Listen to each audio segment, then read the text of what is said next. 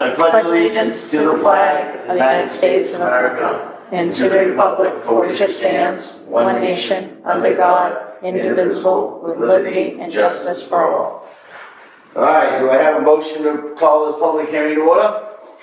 I'll make a motion to call the public hearing on the accessory units to order. Second. Second, all in favor? Aye. Aye. All right. This is a public hearing for the revised bylaw for accessory apartments. It is Tuesday, March 11th, 7 p.m. Attendance tonight is myself, Adam Somerville, Chair.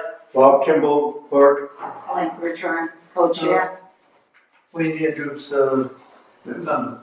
Alright, so this is proposed replacement for current section 240-6.6 accessory apartments revised prepared 3/11/25.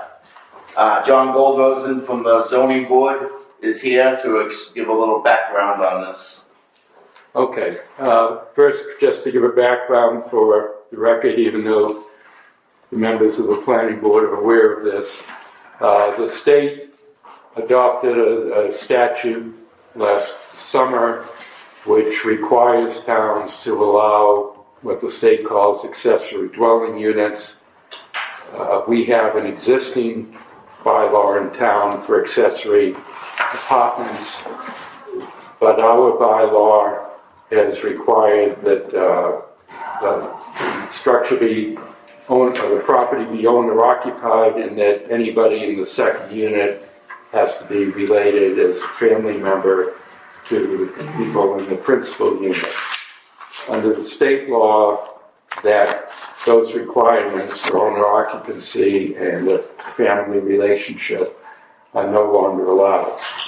So we need to revise our bylaw, and again, just for the record, anybody listening to this is a situation where we're better off doing something than not doing something, because the state law is pretty open-ended, but it allows towns to impose some, what the state calls reasonable regulations.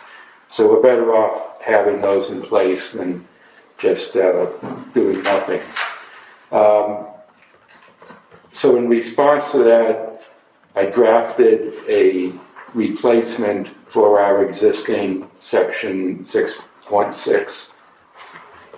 And that came before the board in, I think, November, December. Yeah. Put it before the board referred it to the selectmen, which is the procedure you have to follow. The selectmen sent it back to the planning board for a public hearing. The selectmen acted in December, and the planning board has advertised this hearing and is now holding the hearing. In the meantime, since I drafted this back in November, the State Executive Office of Housing and Livable Communities has drafted regulations for this state law. The state law authorized them to do regulations. And we knew those were coming, but they weren't available or hadn't been issued even in draft form back in November. So the state issued its regulations at the end of January. And in response to that, I've revised the original draft, and Melissa has given you copies of the latest version that I've come up with. I've been in touch with our town council, and he's reviewed this. He doesn't think there's anything problematic about it, but the next step will be to send it to the Attorney General's Municipal Law Unit, which reviews all approved bylaws after they go through town meeting. That unit has agreed to review these bylaws ahead of town meetings, so that give at least an informal, if not a totally official response, so that we don't get in a situation where we pass the bylaw, goes to the Attorney General's office, and they say, no, it's inconsistent with the state law. So that's sort of the next step. I told them, wait till after this hearing, see what everybody thinks. But that's what I proposed to him that we do. So just so noting there's no one else here from the public, but to explain to the planning board the changes that I made from the prior version, the main changes. In section A of what you see before you, the definitions, I added a definition of gross floor area, and the reason is I took this out of these new state regulations, because the state regulations define gross floor area a little bit differently from how we define it in our zoning bylaw. So what I've done is said for purposes of this section, meaning just the ADU provision, here's the definition of gross floor area, so that we'll be consistent with the state law and the state regulations. Going down to section C, I added a clause specifically saying that the new ADUs don't require a family relationship. I think it might have been stated somewhere else, but I put it specifically in there so it'll jump out when the state looks at it. I deleted one section that we had in the previous version. We had a provision, it was subsection F at that point, which required that the principal dwelling and the accessory dwelling unit be serviced by common gas, electric, and water meters. The state, in its regulations, said you can't require that. So I cut that out. Then at the very end of the new regulations, I added a provision specifically prohibiting these ADUs from being used as a short-term rental, meaning Airbnb, which the state is allowing you to do with these. I think the intent there is, we don't want people building if the whole idea of allowing people to build the ADUs is to have more low-cost housing. We don't want people turning around and renting them out as short-term rentals. The other thing I did is in the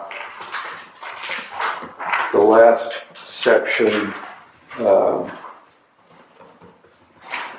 Let's see. Actually, it's section H, subsection H. I rewrote, I had some provisions previously about how to handle non-conforming structures and lots. I rewrote that a bit because the state, in its regulations, put some requirements in there limiting what you can and can't do. Frankly, I still think this is going to be a little bit fuzzy, but I tried to cover as many possibilities as I can think of. So those are the main changes I made. There are provisions in here that, we'll see what the state, when the AG's office looks at it, what they say, because I kind of stuck to my guns in a couple of provisions where the state might not agree. I put in here that you can only have an ADU where you have a single family house. Okay, to me that was the intent of the state law. The state agency's regulations seem to open it up to where you could have an ADU for a 2, 3, 4, 5 family house. Add an extra unit. And I'm basically going to leave it. Let the Attorney General tell us that we're wrong. This is the way I look at it. I went to, by the way, a hearing, and Hanson had a hearing on their proposed ADU bylaw, and they also took that position that this is supposed to be for single-family houses. Well, I know someone was saying, somebody I know was saying that they had a multi-use, or multi-family, that they could put one of these on if they were the residents of the ADU. And under what I'm proposing here, they would not be. Okay, I just want to make sure, that's all. I just want to make sure I was hearing you right. But the state might come back and tell us we're wrong. Okay. We'll see what they do. There are a couple other little things that, like on this non-conforming structure, where the state might come back and say, no, you've got to let more go. And also the setback requirements for the accessory structures we have in here. You know, if you're going to put a residential unit above a garage and the garage is 10 feet from the property line, that's not allowed as I've drafted it. My position is the whole idea of letting an accessory structure be 10 feet from the property line is based on the assumption that there's nobody living there. You know, so I have in my version that if you're going to do that, it's got to be as far back from the property line as the main house. The state might take a different position on that. So that's where we stand. We're prepared to move forward and send it to the Attorney General's office if this board is okay with this draft or however you want to handle it. I got some comments. Yep. I have a question. Can you say the bit about the electrical again? What is this saying it can do? Yeah, we had put this, you know, one confusion when the statute was written was whether you can require that the accessory dwelling unit and the main structure have common utilities, okay? Which I think is the way it's worked up to now with our in-law accessory apartments because we treat it as still a single-family house. Right. So we drafted it saying that you had to have, drafted our bylaw to say you had to have common utilities.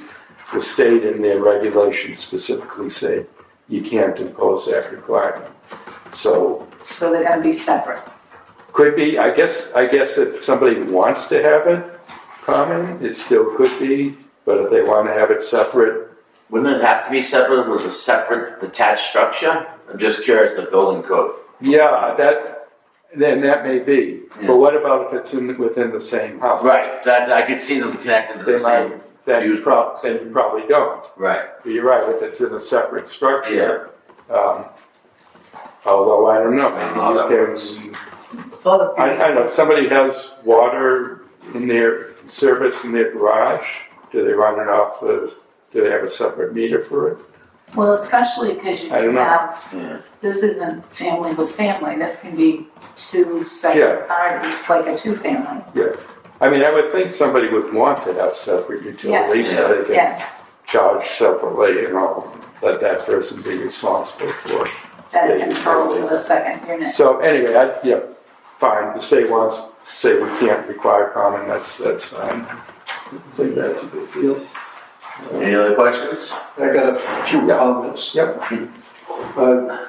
Potential additions that any accessory unit has to be behind the equal to behind the primary structure. We don't want them to put an auxiliary unit in front of the structure. Closer to the street. Yeah, I think Hanson had something like that saying, and so we could. And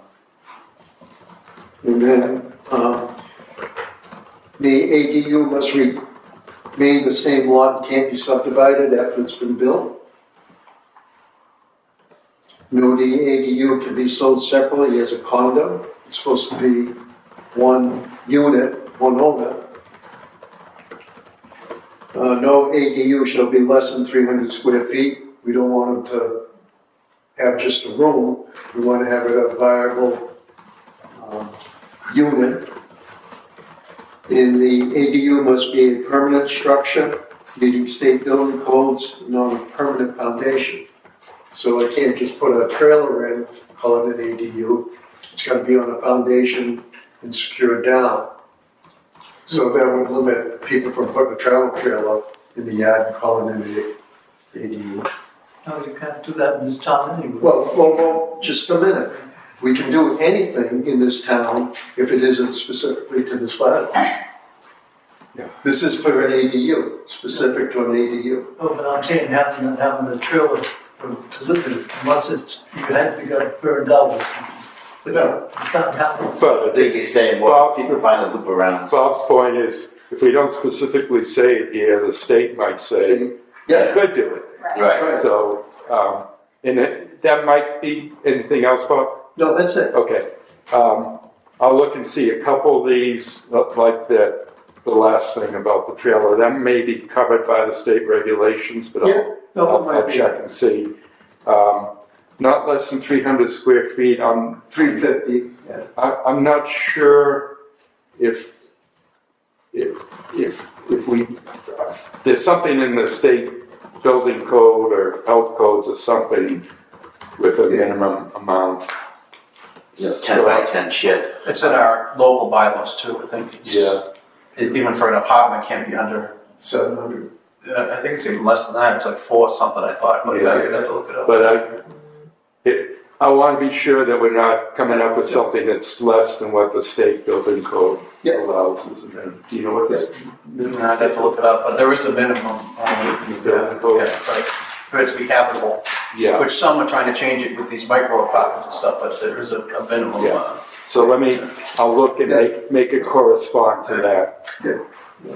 Thank you, appreciate it. On that particular note, wouldn't the fact that the state originally said it can't be larger than half the gross flooring of a principal residence or 900 square feet, if you had a really small place, less than half might be limiting how small it could go. Well, most houses, I would say 99% of them are 600 square feet or more. There's a few houses in Whitman that are a little bit less. So that would be, No, but there's Probably 900 square feet. no, that's all But right. there's a lot of houses in town, like ranches, split entry ranches that are 12, 13, 14, 1500 square feet. Oh, yeah, that's But they can only go half of that. Right. So you're gonna have 600 square feet, not 950, you know? Right. Or is it 950 or 850? It's not, 900. yeah, it's either 900 or half the gross floor area, Yeah. whichever is less. Half of the gross floor area of the principal residence or 900 square feet, whichever is smaller. They're basically my house. My house is small, but my mother's in-law is 25 by 25, my house is like 25 I mean, by 40. I'd say more than half the houses in Whitman are less than Yeah, 900 square feet, so you're not gonna, you know, right. you're not gonna have a lot of 950. yeah, Which is a big in-law anyway. sure. That's huge. Yeah. So that's probably second floor anyway, Yeah. most likely. If it's an add-on. Yeah, I mean, the house we have under construction right now down on Railroad Avenue, which is first time home buyer house, is like 3 bedrooms, 2 bathrooms. It's 1,300 square feet. And so it's not like so a 950 in-law is a big, in my view, it's a big in-law. Yeah. Yeah.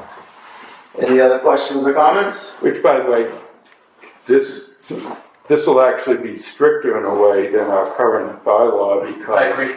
we haven't had any limit on the size of the accessory apartment in our current bylaw. We've wrestled with that in the zoning board. People coming in basically doubling the size of the house. Sort of like the house on the end of I Neighbor Drive. Yeah. It's Are they gonna get rid of our in-law bylaw and just do this? Yeah, this is Okay. going to replace it, you know. So we'll actually, in that regard, most of the in-laws that will come before us may be smaller than, or at least this will prevent that kind of super large in-law apartment, more, you know, truly limited to 1 or 2 bedrooms. I don't really think you're gonna see a huge impact on this either. I think people are, in general, everyone thinks everyone's gonna do it, but I think the average person in their mind thinks they can put this in their backyard for $50,000, $60,000, $70,000. Yeah. It's not. It's $300,000.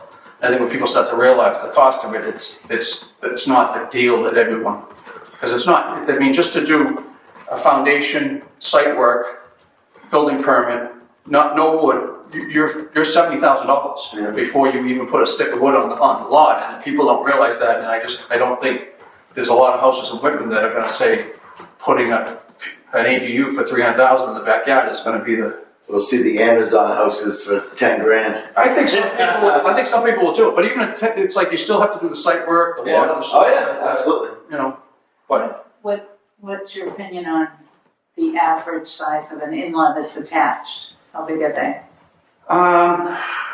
Most of the ones that we did would probably be in the 500 to 600 square foot range that were done over the years. And what do they, I've done a couple that were bigger, yeah, but they were the minority. and what do they rent, the smaller end? It's still going to be, if you attach it and you Yeah. build it while you're building a house, it's still going to be, $150,000 to $200,000 by the time you do But the less than kitchens doing it by itself, by itself. Yes, Yeah. I think by itself. Yeah. yeah. So more likely to see people build additions to their houses than Yeah. build freestanding. Yeah. Keep doing in-laws instead of doing. And I don't think it'll be any. I think you guys probably see 3, 4 a year in-laws. Yeah. I don't think you're going to after this comes into effect. I don't think you're going to see more than 3, 4 a year again. But it's. I would see this being more people converting a detached garage into something first. I think it's going to have more impact on a higher end town that has more. Their lots are bigger. Yeah. So when you have towns in like Hanover, they're going to think nothing of dropping a $300,000 ADU in their backyard on their 2 acres of land. Yeah, You're not going to like. What are we doing for setbacks on this? Is Well, the way we drafted our bylaw, if it's a separate building, it's got to meet the same setbacks as the primary building, because we don't want, somebody In the copy if you want. putting a residential unit 10 feet from the property line Right. because it's an accessory structure. Yeah. The state might come back to us and say, no, if it's an accessory structure, it only has to meet the setback requirements for an accessory structure, which, I just think. I was in on a conversation with the Abington board, and they're thinking the same, that they're back and forth about whether to do as an accessory thing or not, because they're figuring that the state's gonna come back at some point and say it's an accessory structure. But I can see the argument that it's not. Yeah. And I think your neighbor would be pissed if you have 10 feet from your Well, yard on that's their exactly lot line. To me, there's a pretty significant difference Yeah. between an occupied accessory structure and a Yeah. non-occupied. Yeah. And that's the argument I make. So that's, before you came in, Steve had said our next step is the Attorney General's office has agreed to review these bylaws before town meeting instead of having you pass it and then throw it back at you. So we'll see what they say about these, but And most I of kinda took the it position- should be hitting what he says, is the front back setback, definitely the same, nobody wants it in the front yard. yeah, But it's, the rest Things like that. Yeah. the rear and the sides are gonna be the question mark. But, yeah. But I think I've taken the position, it sounds like Abington is, I know Hanson has, they're kind of, let's stick to our guns and see what they come back. Because, my feeling is, and the state first came out with draft regulations like in December, and then gave people a chance to comment on it before they finalized the regulation. And I sent them my comments, because I think, as I read the state law, I think it was pretty clear that it's only single-family houses that this is supposed to be for. So there are places where I think the state regulations go beyond their authority, that they've misinterpreted the statute. And I think they need to amend it. I honestly think that you could do this on, the way it's worded, you could do it on a 3-family. If it's in a residential zone, and it's a 3-family that allows single families, that you can throw it in there, but it's like, I don't think that was necessarily the intent to make it 3-family, Exactly. 4-family. Exactly. But- Why would they have said you can do this in single-family residential districts unless they meant, you can do it with a single-family house? Yeah. So that's where I think It's gonna have to be changed at some point. yeah. I think there's some issues with the lot merging one too, that is vague. Okay. Yeah. Yeah. All right. So Mr. Chairman, I make a motion to close the public hearing. second, All right, public hearing closed. Yeah, anything else, John? well, just so I'll revise this version, incorporating Bob's comments to the extent necessary and possible. Get it back to town council, let him get it to the attorney general. Yeah. Do you need a motion from us to send it to the Attorney General or anything, or? I don't think so. I don't think so, but I think let's anticipate that I'll be coming back, that this is not yet the final, well, this obviously isn't the final version, because I'm gonna make some changes. As long as we have a final version for a town meeting, that's all we need, Yeah, right? so what's your schedule for March and April going forward. I think we should anticipate come back after it's. March, we have the 25th, and April is the 8th and 22nd. Okay. And town meeting is what, May 5th? So April 22nd is probably the latest. Very latest, and I gotta check with the town administrator as to when they need a final version to get it printed in the warrant. Because it's still gotta go before the bylaw committee. Yeah, I don't believe so, Why not? It's a change to the bylaw. because it's to zoning, Well- not general. it may still, under state law, maybe not, but under our bylaws, I think it does that. I'll ask the town administrator what the procedure is. Yeah, when I talked to her, she thought it had to go before the Yeah, bylaw committee. I don't even know who's on that or what. Rosen, Is it? Mr. Rosen, the former fire chief, Okay, town administrator from Abington. okay. All right. All right, I'll check with the town administrator and make sure that it moves forward in some form. But I'll see if we can, I hope we could get this back for you for the April 8th meeting. That would be great. Yeah, see what the attorney general's schedule is and that. Shoot for that one. Probably not for the next March meeting, that shoot for April 8th. That should be good. All right. All right. Thanks, John. All right, all in favor of closing the public hearing? Aye. Unanimous.